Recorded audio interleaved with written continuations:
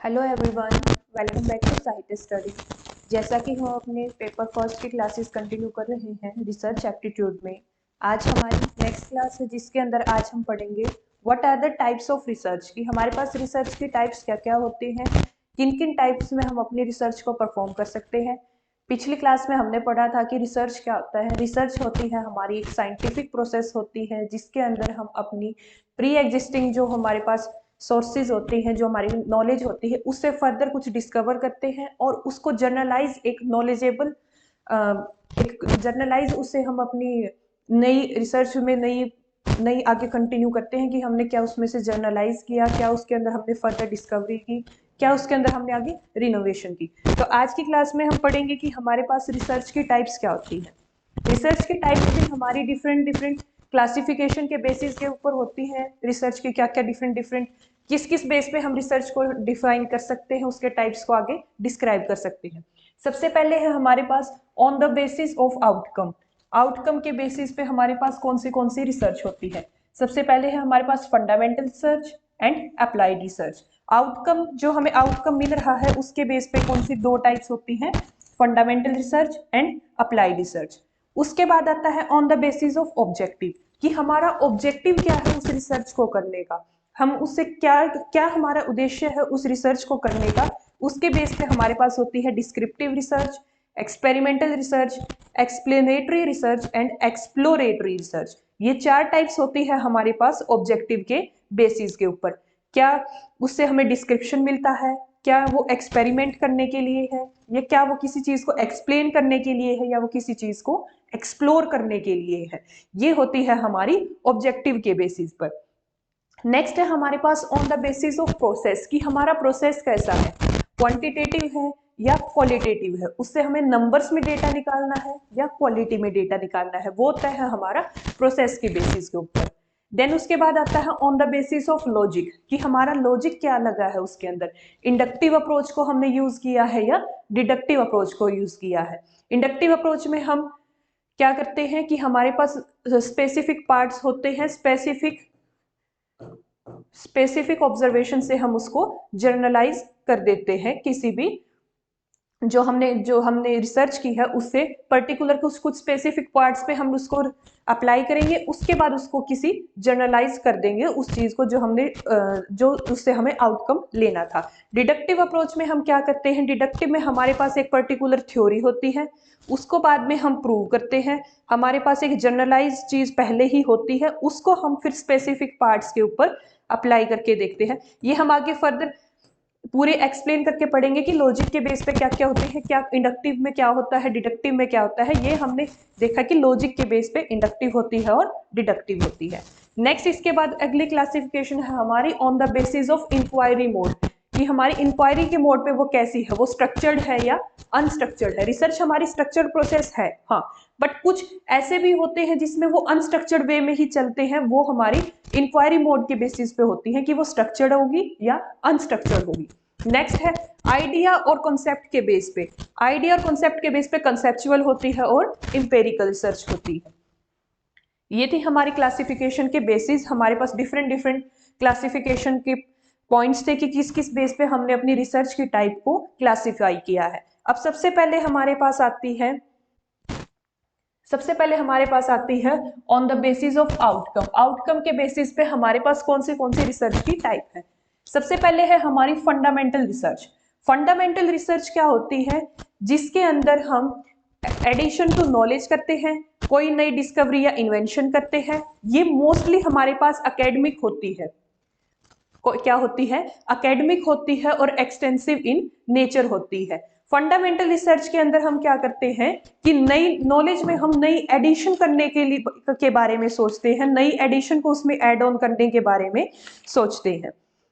इसके अंदर हम कोई भी प्रैक्टिकल सोल्यूशन नहीं देते हैं, कोई इसकी प्रैक्टिकल एप्लीकेशन नहीं होती है।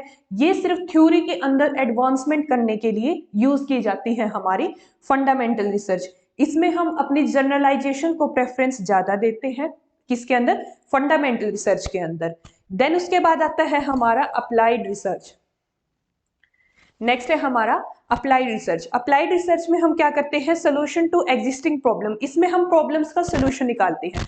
फंडामेंटल रिसर्च में हमारा कोई ऑब्जेक्टिव नहीं है कि हम किसी बात का हम सोल्यूशन निकालें, उसमें सिर्फ हम नॉलेज के अंदर एडिशन करते हैं, वहां हम कोई अपना रिजल्ट नहीं निकालते। बट अप्लाइड रिसर्च के अंदर हम उसका सोल्यूशन निकालते हैं, जो जिस पार्ट पे हमने अपनी रिसर्च की है। इसके अंदर हम इनोवेशन एंड एप्लीकेशन करते हैं।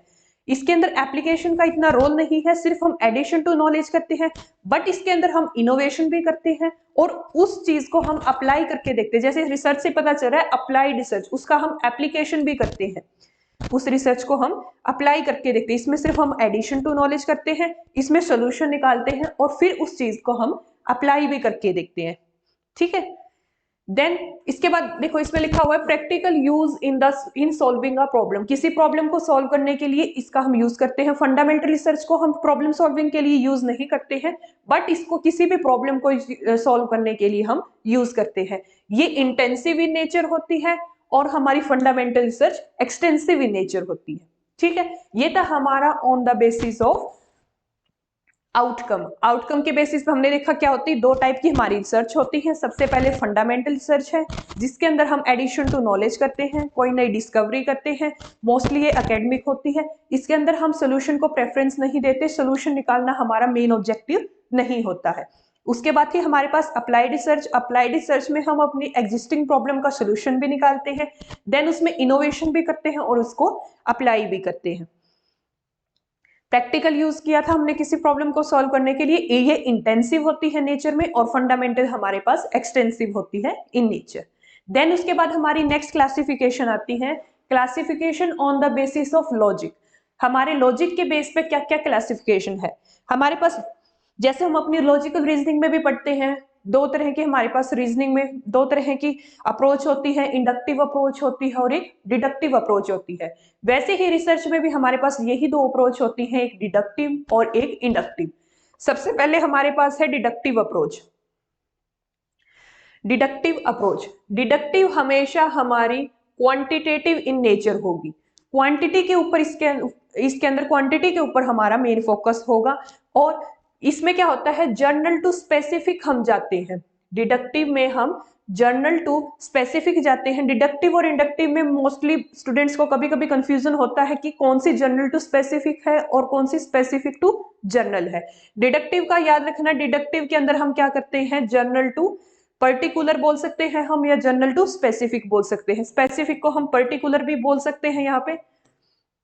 तो इसको हम डीजीपी से याद रख सकते हैं कि हम डिडक्टिव में जर्नल टू पर्टिकुलर जाते हैं। डिडक्टिव अप्रोच क्या होती है, जिसमें हम जर्नल टू हम स्पेसिफिक के ऊपर जाते हैं। यहाँ हमारे पास एक थ्योरी बिल्ट होती है पहले ही, उस थ्योरी को फिर हम स्पेसिफिक पार्ट्स के ऊपर अप्लाई करते हैं।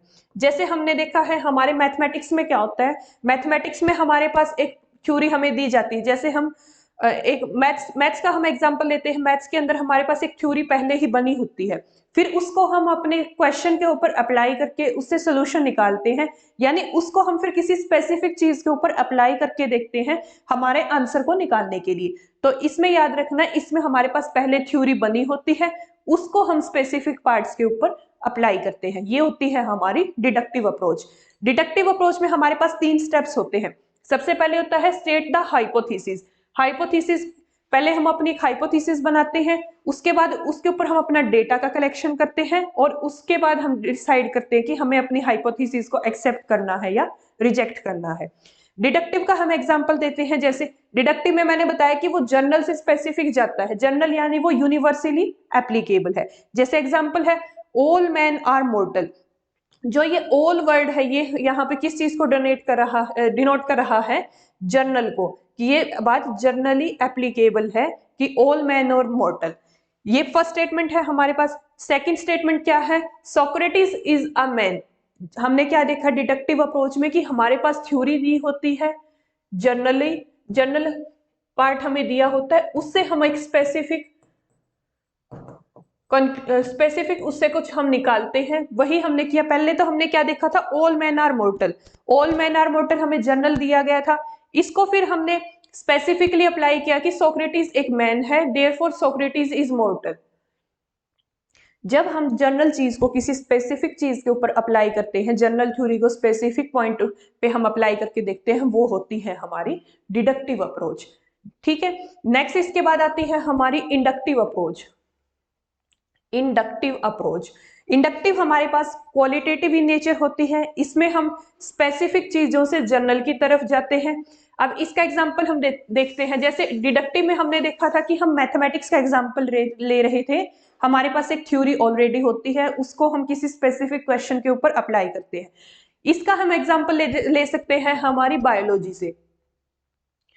बायोलॉजी में क्या होता है, जैसे अभी हमारे पास कोविड के केसेस आए थे, कोविड केसेस में हमने क्या देखा कि एक पर्सन को हेडेक है, एक पर्सन को थ्रोट पेन है, एक पर्सन का टेम्परेचर हाई है। ये हमारे पास स्पेसिफिक चीजें थी, स्पेसिफिक अलग अलग चीजों का हमने ऑब्जर्वेशन की, उससे हमने जनरलाइज कर दिया कि भाई जिस जिस इंसान को ये सिम्टम्स दिखाई देंगे, ये इसको हेडेक होगा, उसको थ्रोट पेन होगा, उसका टेम्परेचर हाई होगा, तो उसका हमने जनरलाइज कर दिया कि उसको क्या हुआ होगा, कोविड हुआ होगा। इसमें हमने क्या किया कि स्पेसिफिक कुछ चीजों को हमने ऑब्जर्व किया, फिर उसको जनरलाइज कर दिया कि अगर हाँ ऐसा ऐसा हुआ है तो उसको कोविड हुआ होगा। ये है हमारी specific to general approach. Deductive को हमने याद कर लिया कि वो डीजीपी, यानी डिडक्टिव क्या होती है हमारी, जनरल टू पर्टिकुलर। डिडक्टिव को हमने कैसे याद किया है, डिडक्टिव अप्रोच को हमने याद किया है डीजीपी। डिडक्टिव क्या होगी हमारी, जनरल टू पर्टिकुलर। और इससे अपोजिट, डिडक्टिव का अपोजिट हम कर देंगे इंडक्टिव के अंदर। इंडक्टिव में हम क्या करेंगे, पर्टिकुलर से जनरल की तरफ जाएंगे, पर्टिकुलर टू जनरल। ठीक है, ये होती है हमारी इंडक्टिव अप्रोच। इंडक्टिव अप्रोच में हमारी क्या होती है, हम डिफरेंट डिफरेंट फिनोमिनास को ऑब्जर्व करते हैं, उसके बाद एक पर्सन के ऊपर हम उसको ऑब्जर्व करते हैं जिसको हमें ऑब्जर्व करना होता है, और फिर उससे हम एक जनरलाइजेशन बना देते हैं कि ऐसा क्या हुआ होगा, उसकी हमने जनरलाइज कर दी। जैसे हमने कोविड वाला देखा कि इसको थ्रोट पेन था, हेडेक था, हाई फीवर था, उससे हमने जनरलाइज कर दिया कि हाँ उसको कोविड हुआ होगा। हमने यही किया है, डिफरेंट फिनोमिनास को ऑब्जर्व किया था पहले कि हेडेक है, थ्रोट पेन है, हाई फीवर है, तो उसके बाद उसके ऊपर हमने एक इंसान के ऊपर उसको ऑब्जर्व किया कि हाँ इसको ये सिम्टम्स हुए, तो उसके बाद हमने जनरलाइज किया कि हाँ उसको कोविड हुआ होगा। ये होती है हमारी इंडक्टिव अप्रोच, स्पेसिफिक चीजों के ऊपर ऑब्जर्वेशन करके उसको जनरलाइज कर देना, ये है हमारी इंडक्टिव अप्रोच। जैसे ये एग्जांपल है, सोक्रेटिस एक मैन है, Alexander is मॉर्टल, Pluto is मॉर्टल and so on. ये हमारे पास हमने डिफरेंट डिफरेंट पर्सन के ऊपर ऑब्जर्वेशन की कि सोक्रेटिस, सॉरी यहाँ मैन की जगह है मॉर्टल होगा, सॉरी टाइपिंग मिस्टेक है इसमें। सोक्रेटिस मॉर्टल है, अलेक्जेंडर भी मॉर्टल है, प्लूटो भी मॉर्टल है, हमने और भी एग्जांपल लिए डिफरेंट डिफरेंट पर्संस के। तो इसके बाद हमने क्या जनरलाइज कर दिया कि ऑल मैन आर मॉर्टल। हमने डिफरेंट डिफरेंट ऑब्जर्वेशन की, यही हमारे 3 स्टेप्स होते हैं किसी भी इंडक्टिव अप्रोच के लिए। सबसे पहले हम ऑब्जर्व करेंगे उस फिनोमिना को पूरे वर्ल्ड के ऊपर, हमने 3 एग्जांपल ले लिए, फिर उसके हमने इन तीनों के ऊपर इसको अलग अलग से ऑब्जर्व किया कि सोक्रेटिस भी मॉर्टल है, अलेक्जेंडर भी मॉर्टल है, प्लूटो भी मॉर्टल है, और उसके बाद हमने जनरलाइज कर दिया कि ऑल मैन आर मॉर्टल। ये है हमारी इंडक्टिव अप्रोच। अब हमने 2 तरह की हमने अपनी अप्रोचेस देख ली, आउटकम के बेसिस पे देख लिया, फंडामेंटल रिसर्च होती है, अप्लाइड रिसर्च होती है, देन उसके बाद हमने देखा कि हमारे लॉजिक के बेसिस पे होती है, डिडक्टिव अप्रोच होती है, और एक इंडक्टिव अप्रोच होती है। अब इसके फर्दर जो आगे हमने देखे थे कि जो इंक्वायरी मोड के ऊपर है, या फिर उसके आगे के मतलब जो भी हमने इसमें डिफरेंट पहले पढ़े थे, इंक्वायरी मोड के ऊपर हो गया, प्रोसेस के बेस पे हो गया, आइडिया या कॉन्सेप्ट के ऊपर हो गया, ये हम अपने फर्दर लेक्चर्स में कवर करेंगे। आज की क्लास में बस इतना ही। Stay connected with us. Thank you so much.